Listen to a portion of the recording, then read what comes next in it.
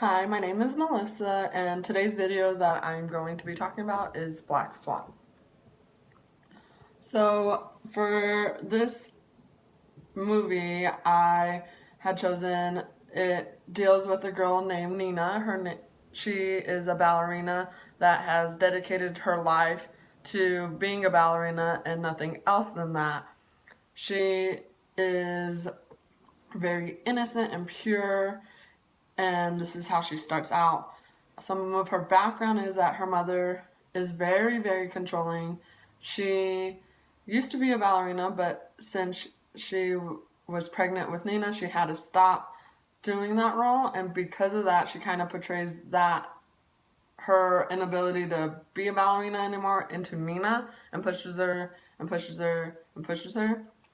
So, with this being said, in the movie, Nina is being casted for Swan Lake, and she finally gets to be the main character. And she debuts as a main ballerina, and when she gets debuted, her artistic director told her that she is very good at what she does and that he picked her because he saw the potential in everything, but as the movie sets on, she has difficulty in portraying one of two swans, which was a white swan and a black swan.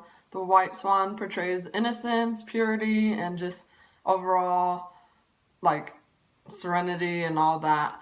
And while the black swan is very evil, rebellious, and cynical, so she's having a really hard time in order to portray that since she's not really that type of person. And in order for her to do this, her artistic director very much so does some inappropriate things to her to try to get her to be in touch with her sexuality and just kind of let loose.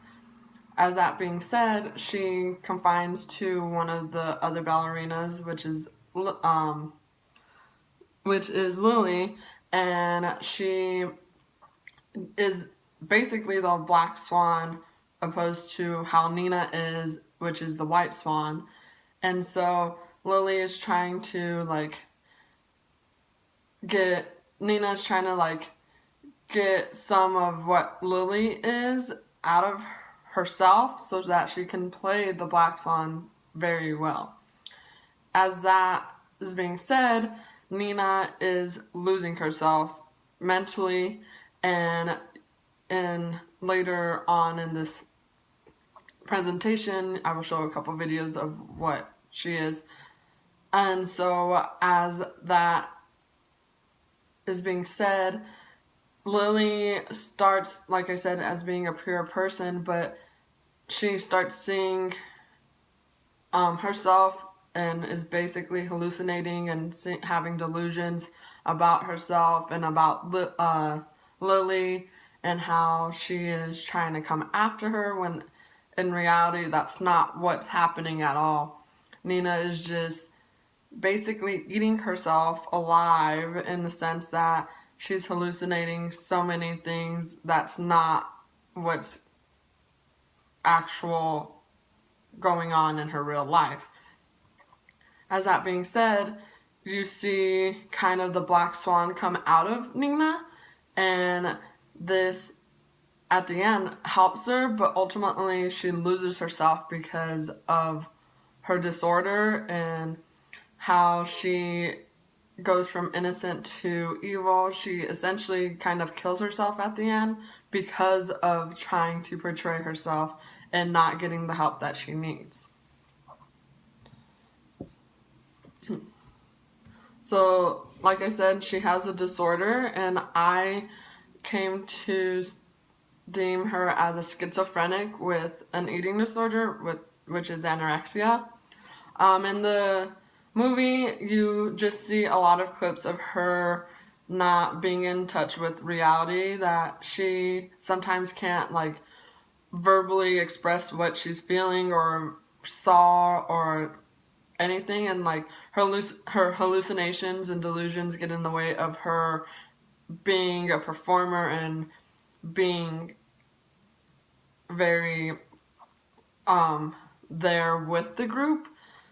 And so because of this, she is a schizophrenic in my eyes. She's only, like I said, 20 years old. All she really wants to do is be a ballerina. And that's kind of like her presenting, like, why she is a schizophrenic, because all her, all of her, what she wants is just to do this. And because of that happening, her symptoms, which is hallucinations and delusions, come out because of that kind of trigger and environment.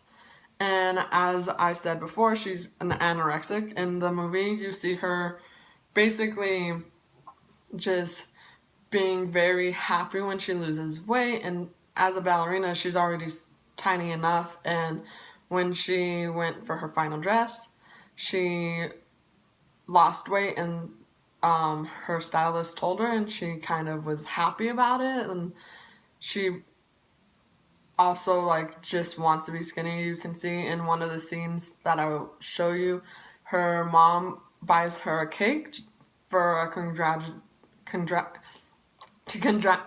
to congratulate her for the part that she got. And so with this being said, she didn't want to eat it because she knew all the calories and sugars that was in the cake. And so her trigger for this was being a very big ballerina. Her mother also plays a part to this because she makes sure she's fit and is very presentable. And those are kind of some triggers that basically made her an anorexic. And in this, it just gives us the criteria of a schizophrenic and why I chose that she's schizophrenic. One of the things is that she must have one of these 5 symptoms, which is delusions, hallucinations, disorganized speech, grossly disorganized and catatonic behavior, and negative symptoms. So she has basically 3 of them, which was the hallucinations, delusions, and the speech. So she was okay for this.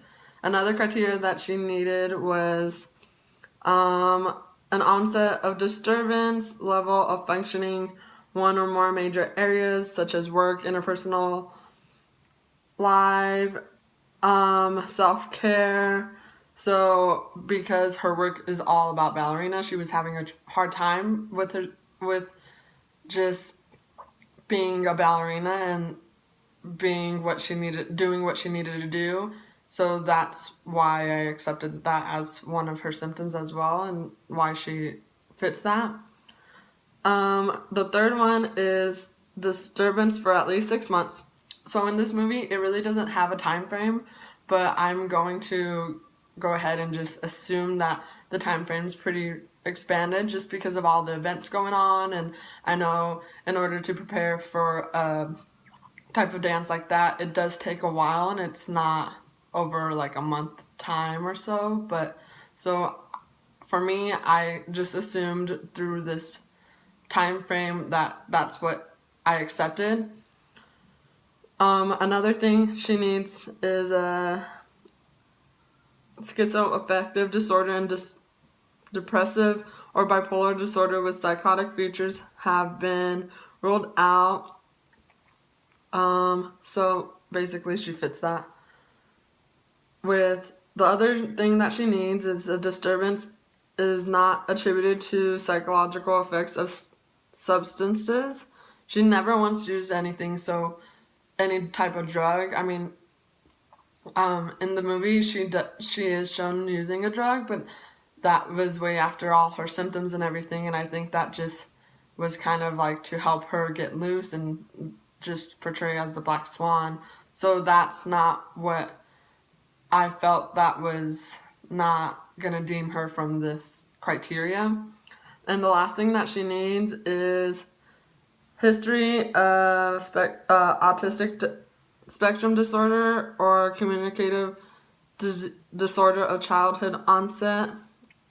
I kind of just assumed that since we don't have like a real history of her past and just kind of like the criteria that her mom is and how very non-functional she is with like other people and how non-social she is, I just assumed that she had something to this effect and that's why I deemed it okay.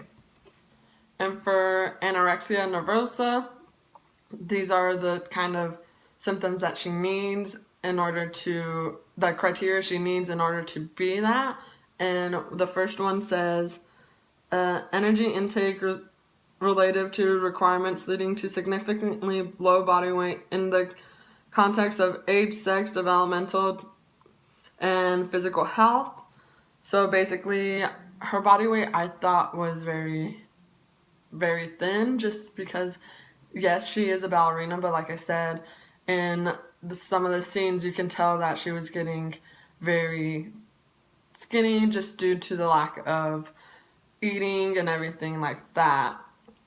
So in the other one is intense fear of gaining weight or becoming fat or persistent behavior interferes with weight gain. So her being a ballerina, that's just her job and what she does. So that doesn't necessarily do that, but she's very fearful of gaining weight because she is very restrictive of what she eats and doesn't like doing certain things that she is very like controlling with what she wants, so her fear of gaining weight is there.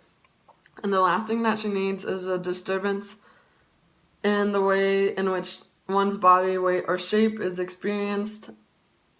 So as I said before, she is just very thin and isn't able to, like, she's able to do what she wants, but you can also see that because of her fatigue and everything, she isn't wanting to do what she wants out of being a ballerina.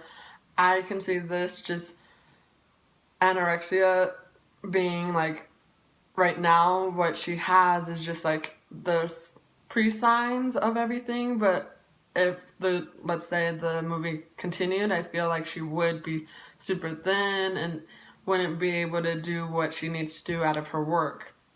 And so that's why I also diagnosed her with anorexia, because I had to assume, because obviously the movies don't tell you everything and you have to infer certain things.